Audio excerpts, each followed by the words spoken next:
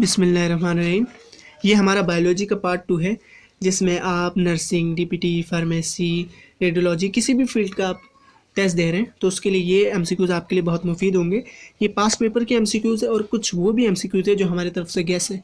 इंशाल्लाह ताला आपका पेपर इन्हीं में से ही बनेगा। हमने बायोलॉजी, केमिस्ट्री, फिज़िक्स तीन सबके डाले हैं, तो आप लोग वो भी देख सकते हैं। चलिए जी, पहले पढ़ते हैं। Protein is called the polymer of. Protein हमारे पास किस चीज़ का पॉलीमर होता है? क्या न्यूक्लियोटाइड का पॉलीमर होता है? नहीं जी, न्यूक्लियोटाइड हमारे पास क्या होता है? वो होता है फॉस्फोरिक एसिड, जो होता है हमारे पास 5th carbon of pentose sugar से कंबाइन करता है, तो उसको हम न्यूक्लियोटाइड कहते हैं। खैर वो तो एक अलग चीज़ है। और फैटी एसिड नहीं, लिपिड अलग चीज़। तो प्रोटीन हमारे पास किसका पॉलीमर होता है? अमाइनो एसिड का। ईजी था। नेक्स्ट पढ़ते हैं। स्टडी ऑफ इंटरनल स्ट्रक्चर और organ of an organism is called. किसी भी बॉडी ऑर्गेनिज्म का इंटरनल स्ट्रक्चर के बारे में हम पढ़ें तो वो किस में पढ़ा जाता है? एनाटमी में पढ़ा जाता है। बाकी मॉर्फोलॉजी में ऑर्गेनिज्म की फॉर्म्स के बारे में पढ़ा जाता है, किस तरह की फॉर्म, किस फॉर्म का एक ऑर्गेनिज्म है। साइटोलॉजी में सेल के बारे में स्टडी की जाती है। नेक्स्ट पढ़ते हैं। The bacteria get their food from dead organic matter is called. वो बैक्टीरिया जो कि अपना फूड डेड ऑर्गेनिक मैटर से लेता है, मरे हुए ऑर्गेनिक मैटर से, तो उसको कहते हैं वो सेप्रोफाइटिक बैक्टीरिया होते हैं। सेप्रोफाइटिक बैक्टीरिया हमारे पास होते हैं। पैरासाइटिक बैक्टीरिया में हमारे पास वो होते हैं जो पैरासाइट होते हैं। पिचर प्लांट आप लोग ले लें, ये हमारे पास पैरासाइटिक बैक्टीरिया है। ऑटोट्रोपिक वो होते हैं जो अपना फूड खुद ही बनाते हैं। सिम्बायोटिक बैक्टीरिया वो होते हैं जो कि एसोसिएशन करते हैं होस्ट से और होस्ट को नुकसान नहीं पहुंचाते। उसकी आप अगर एग्जाम्पल ले लें तो हमारे पास है पीसियम सैटिवम प्लांट या फिर राइजोबियम रेडिकुला, तो ये हमारे पास इनकी एग्जाम्पल है। उसके बाद नेक्स्ट बताए। Tuberculosis is a disease caused by. Tuberculosis, TB जिसको हम कहते हैं, वो किसकी वजह से होता है? बैक्टीरिया की वजह होता है। ट्यूबरक्लोसिस बैक्टीरियम, उसकी वजह से। नेक्स्ट पढ़ते हैं। Bile is recreated from. Bile अगर रिक्रिएटेड फ्रॉम मतलब कि दोबारा कहाँ से बनेगा? तो बाइल बनता ही लिवर में ही है। Bile is recreated from liver. Bile liver में बनता है, पैनक्रियाज में, स्प्लीन में, स्मॉल इंटेस्टाइन में, इधर नहीं बनता। ठीक है। नेक्स्ट पढ़ते हैं। The kidney filter the blood through their filtering units. Kidney का फिल्टरिंग यूनिट्स हमारे पास क्या है? नेफ्रॉन है। न्यूरॉन तो ब्रेन के फंक्शन वो है ना, फंक्शनल यूनिट ऑफ ब्रेन। उसके बाद हम पढ़ते हैं। If no antigen is present in RBC the blood group would be. अगर आरबीसी के सरफेस पे कह रहे हैं कोई एंटीजन प्रेजेंट नहीं है, तो वो कौन सा ग्रुप ब्लड ग्रुप है? तो वो ओ ग्रुप है। ओ ब्लड ग्रुप वो ब्लड ग्रुप है जिसके सरफेस पे कोई भी एंटीजन नहीं होता। बाकी एक बात करते हैं ड्यूरिंग इनहेलेशन। ड्यूरिंग इनहेलेशन, तो ये यहाँ पे मैं आपको एक डायग्राम अगर मैं आपको दिखाना चाहूँ तो ये आप इस डायग्राम में देखें कि ड्यूरिंग इनहेलेशन क्या होता है। पहला ऑप्शन कह रहे हैं डायफ्राम फ्लैटन्स। फ्लैटन्स से कह रहे हैं फ्लैट हो जाएगा, flattens out and ribs are raised. तो देखिए ये आपकी इंस्पायरेशन और एक्सपायरेशन दो पिक्चर है। इंस्पायरेशन में आप देख लीजिए कि ये डायफ्राम हमारा पर थोड़ा नीचे जा रहा है, तो फ्लैटन्स आउट हो रहा है सही, एंड रिब्स आर रेज्ड। जब हम अपनी सांस यूँ ऐसे ऐसे करके अंदर लेते हैं तो आप खुद देखिए हमारी जो रिब्स होती हैं वो बाहर की तरफ चली जाती है। तो पहला ऑप्शन हमारा सही लग रहा है। चलिए बी पढ़ते हैं। Diaphragm is raised. Diaphragm raise नहीं होता, वो तो एक्सपायरेशन में होता है, तो ये तो यहीं पे ही ऑप्शन गलत हो गया। रिब्स आर लोअर्ड, तो ये भी गलत बात कर दी। सी ऑप्शन पढ़िए। डायफ्राम फ्लैटन सही, आउट ये सही है। Ribs are lowered, ribs lower होती नहीं है इनहेलेशन में। और डी पढ़ते हैं। Diaphragm and ribs both are raised. ऐसा नहीं होता, रिब्स रेज होते हैं लेकिन डायफ्राम फ्लैटन्स आउट होता है, डायफ्राम रेज नहीं होता। नेक्स्ट पढ़ते हैं। Euglena does locomotory motion bye means of. Euglena में लोकोमोटरी मोशन हमारे पास होती है फ्लैगेलम के ज़रिए। और अगर हम बात करें सीडोपोडिया, तो ये सीडोपोडिया मूवमेंट होती है अमीबा में। सीलिया की मूवमेंट होती है पैरामीशियम में। अगर फीट की बात कर लें तो ट्यूब फीट की मूवमेंट हमारे पास होती है जेली फिश में। नेक्स्ट पढ़ते हैं हम अपना। The haploid number of chromosome found in human beings. Human being में हैप्लॉइड नंबर, हैप्लॉइड से याद रख लिए, एच से हाफ, डी से डबल, तो डी से diploid. Haploid number of chromosome found in human beings, तो ये हमारे पास होते हैं 26 क्रोमोसोम होते हैं, तो उसमें हमारे पास 23 उसका हाफ होगा 23, सॉरी 46 होते हैं हमारे पास, तो उसका हाफ क्या होगा 23।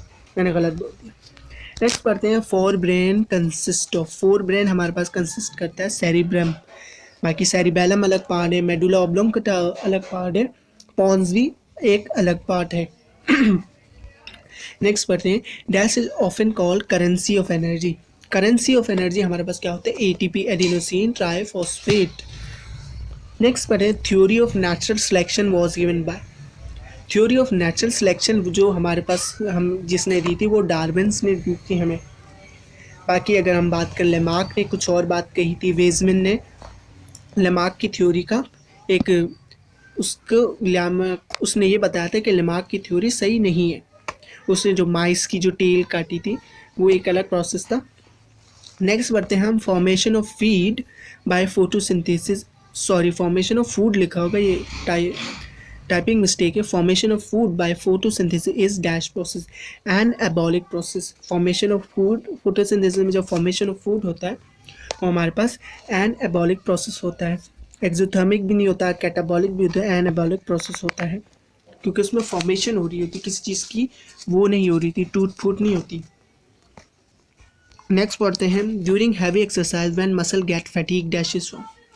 जब हम लोग हैवी एक्सरसाइज करते हैं तो हमें एक थकावट महसूस होती है, हम लोग थक जाते हैं, तो उसकी वजह से हमारी बॉडी में क्या पैदा होता है, लैक्टिक एसिड प्रोड्यूस होता है। नेक्स्ट पढ़ते हैं the respiratory organ of insect. Insects के हमारे पास रेस्पिरेटरी ऑर्गन्स हैं, वो ट्रैकिया कहलाते हैं।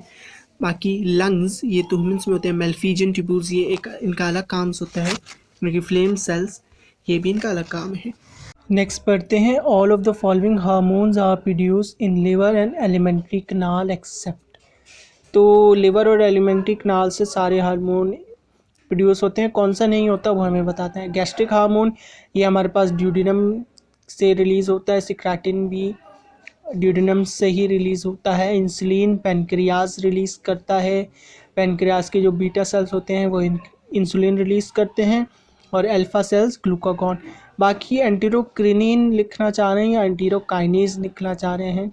अगर काइनेज लिखेंगे तो इसमें से तो मतलब कि सारे ही आंसर सही होंगे।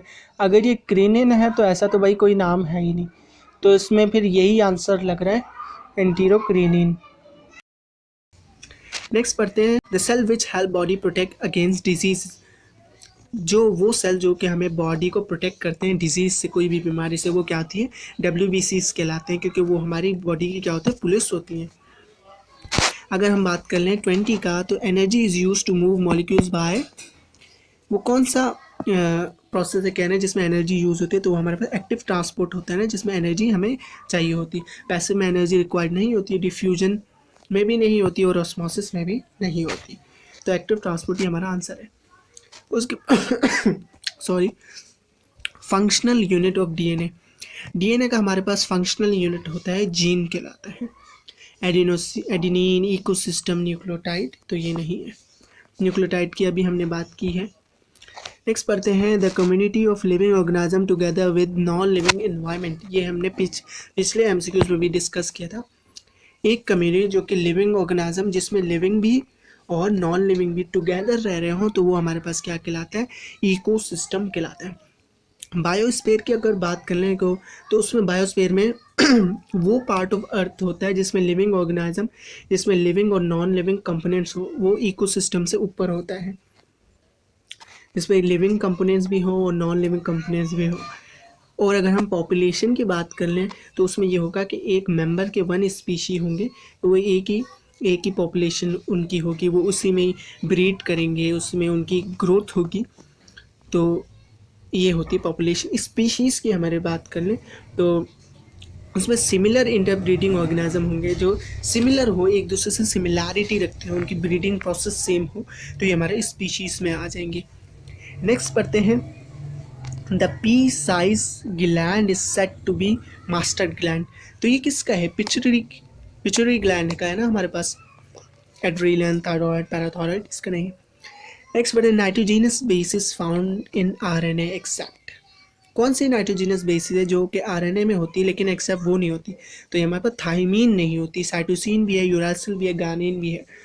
आपने पढ़ा था ना आरएनए में हमारे पास क्या होती है, यूरास, वो आरएनए में हमारे पास थाइमीन नहीं होती। उसके बाद हम लास्ट वाला पढ़ते हैं, ये थोड़ा सा इस पर लिखा हुआ है in the structure number of RBC. तो ये हमारे पास एनीमिया लिखा हुआ है, तो इसमें ये होगा कि वो ब्लड का डिजीज जिसमें हमारे पास रेड ब्लड सेल्स कम हो जाते हैं, ऐसा डिजीज जिसमें हमारे पास रेड ब्लड सेल्स कम हो जाते हैं, वो हमारे पास क्या कहलाते हैं, एनीमिया, जिसको हम खून की कमी भी कहते हैं।